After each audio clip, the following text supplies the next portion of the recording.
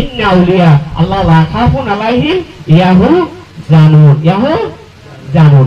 অতএব এখানে আল্লাহ বলতেছেন যে আমার হয়ে যায় আমি আল্লাহ তার হই, তার কালো চাদরের তলে আমি আশ্রয়িত থাকি, লুকিয়ে থাকি, কিন্তু তার হাত পা চোখ না সবকিছু আমি আল্লাহর আয়ত্তে চলে আসে।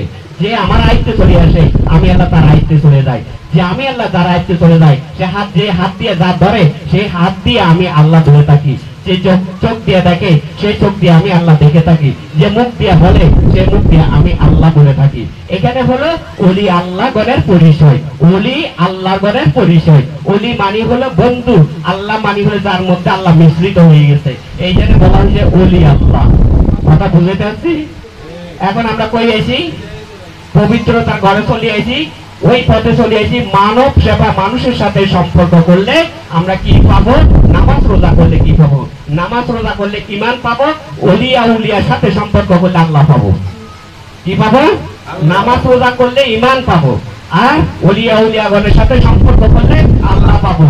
যেহেতু ওলিয়া উলিয়ার মাধ্যম দিয়ে আল্লাহ জাগ্রত, আল্লাহ সাক্ষী দিয়েছেন সে নয়, সে আমি আল্লাহ। এখানে বলা হয়েছে আল্লাহকে দেখতে চাইলে দেখা যায় না। সন্ধ্যার সময় বলা হয়েছে স্বয়ং হযরত মূসা আলাইহিস সালাম আল্লাহকে দেখতে চাইছিলেন। আল্লাহ বলেছেন আমি তোমার দলের সাথে সাক্ষাৎ দেব না, তুমি যদি দেখতে চাও তোমার দল সাহাবা, তোমার সাথে সাহাবার কারণ যারা রয়েছে তাদেরকে পাহাড়ের চূড়ার নিচে রেখে আসবা, দূরে রেখে আসবা, তুমি একা আসবা আমার সাথে দেখা করতে।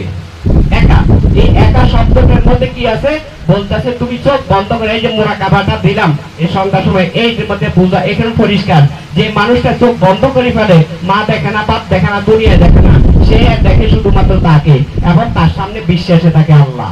এখানে একার পরিচয়। হাজার মানুষের মধ্যে নিজে একা হইতে পারে, কৌশলটা হলো নিজের কাছে।